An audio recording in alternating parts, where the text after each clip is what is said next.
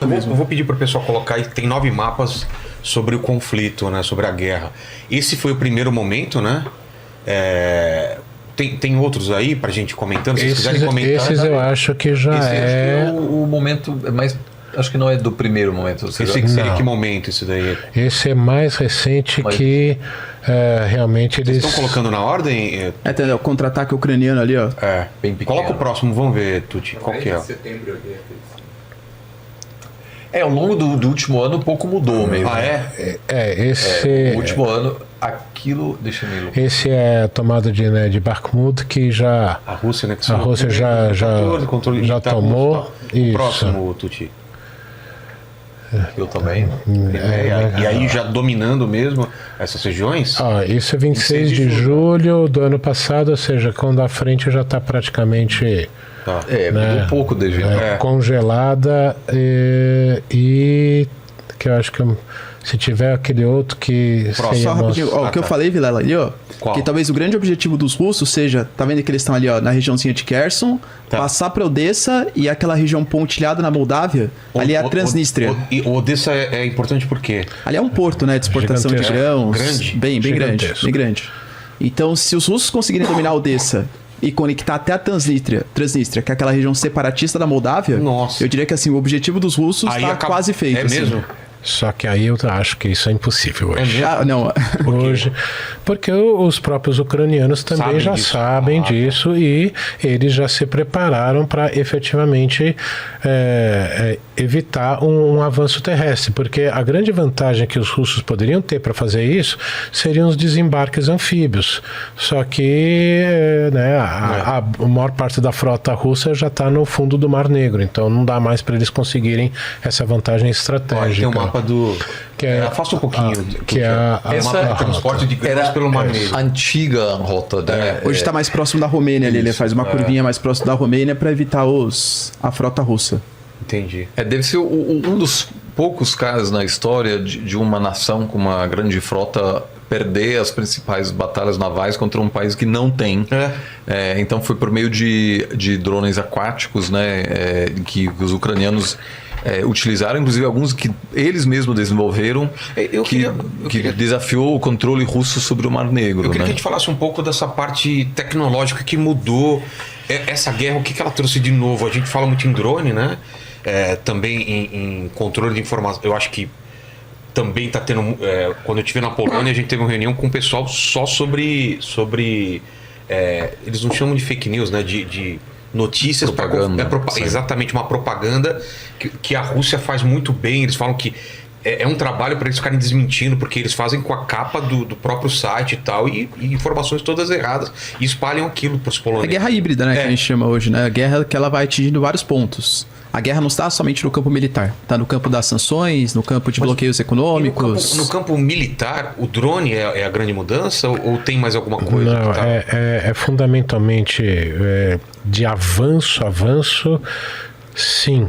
Até porque o que o Putin tentou fazer logo no início, tomar em questão de dias Kiev, foi aquilo que os americanos já fizeram na Guerra do Golfo I em 1991. Então, na verdade, mostrou que conseguir operar de forma conjunta, forças conjuntas, ou seja, não é o exército fazer seu planejamento, a força aérea fazer seu planejamento e a marinha, não. É um planejamento conjunto, único, na verdade, de um único projeto de força. Ou seja, o que nós precisamos de capacidades militares para derrotar um oponente, um inimigo. O mundo achava que a Rússia tivesse chegado nesse ponto quando em 2018, no exercício Vostok, que eles fazem a cada, se eu não me engano, 4 anos, na região de Vostok mesmo, lá na Sibéria, o Ocidente inteiro ficou assim abismado. Eles chegaram no nosso patamar. Mostraram a derrota que eles sofreram no início, mostrou que não. O contra-ataque inicial que os ucranianos fizeram de recuperar boa parte do território também foi nada de novo. E desde, né, do fim do verão passado, que eles não conseguiram avançar, né, nessa grande ofensiva, tá uma guerra de trincheira, como foi a Primeira Guerra Mundial. Bom, o fundamento porque no Vietnã a gente teve a mudança, foram os helicópteros, né? Sim. E nessa eu tô ouvindo muito falar de drone. A gente vê umas filmagens, é até uma coisa estranha, os caras correndo e o drone vai até o cara cansar e mata. Sim, mas o grosso do combate está sendo trincheira. É artilharia, artilharia. É aquilo que eu falei. O que a Europa está planejando ter capacidade de produção anual de 2,5 milhões, né, de munição de 155 milímetros, a Rússia gasta em 2 meses. Ela bombardeia, ela utiliza em torno de, se eu não me engano, está em torno de 10 a 12 mil por dia disparos. Então eles bombardeiam, aí mandam os soldados. Quando os ucranianos conseguem sobreviver a esse bombardeio, eles estão conseguindo matar esses soldados. O que não é nada diferente do que os russos soviéticos fizeram na Segunda Guerra Mundial. Há uma mudança, e isso que você tem falado realmente dos drones, ou seja, grandes concentrações de blindados, como os americanos fizeram no Iraque 1 e 2, né, 91 e 2003, e isso é praticamente suicídio. Por quê? Porque qualquer drone vai captar isso. Não, eles vão enxergar muito a distância e vão começar a te atingir. Então, essas grandes concentrações acabaram. Vão ter que fazer, e os americanos já estão fazendo. Isso ficou um monte de tanque parado. Pois é. Então, são unidades menores. E principalmente o manuseio do espectro eletromagnético, que é uma das coisas que os russos aprenderam a muito sangue, literalmente. Porque juventude, tudo com celular ligado, a hora que aparece uma concentração muito grande de celulares num lugar, aqui é um barracks, um quartel, uma posição, manda um míssil lá. Foi o que os ucranianos conseguiram fazer, se eu não me engano, de 22 para 23, bem no finalzinho do ano, que eles mataram aproximadamente 100 soldados russos, porque eles conseguiram captar essa grande concentração de sinais de celulares no mesmo local. Os americanos já estão treinando em algumas unidades americanas, né, já feitas para esses grandes treinamentos, de como fazer com que os soldados abandonem o celular, porque imagina, ainda mais americano jovem com celular não vive sem. Não, e no meio de uma situação dessa, né? Pois ou seja, já eles veem que estão isso, mas mesmo assim, na cultura dessa geração nova é tão grande que os militares americanos já estão tentando ver como conseguir evitar isso, deles utilizarem.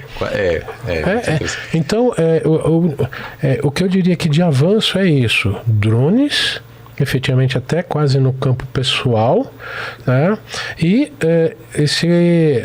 o controle e o mapeamento do espectro eletromagnético para você não se expor e conseguir dominar o outro. E também deve ter também uma corrida de você conseguir deixar esse drone sem controle, né? Quando ele chega perto da tua área, e você tentar assumir o controle dele. Sim. E na parte biológica, nada, guerras, arma biológica, nada disso foi coisas... Só sobre o drone, Vilela, acho que as informações circulam bastante porque os drones eles estão sendo muito simbólicos, principalmente nesse momento, né?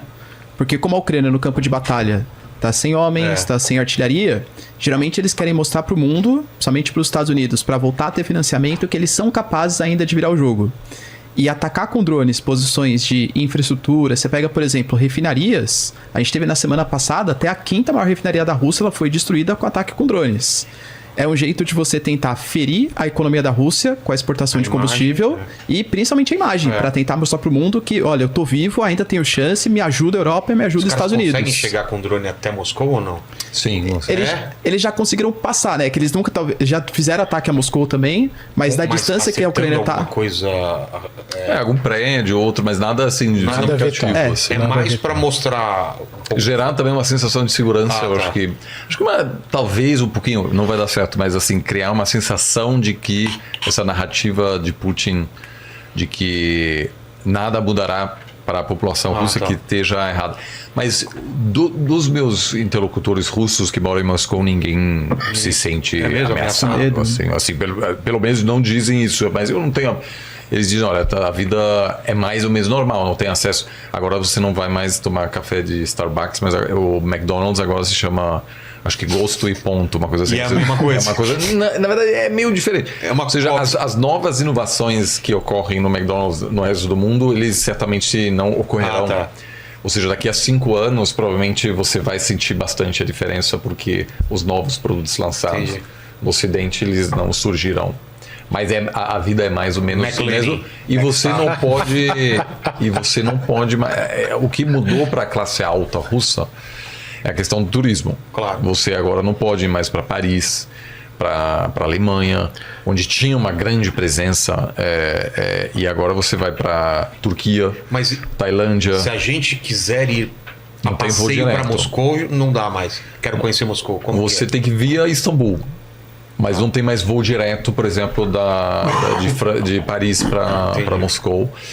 E para mim, na verdade, mudou um pouco, porque como eu viajo com frequência para a China, etc., muitas linhas aéreas não sobrevoam mais a Rússia.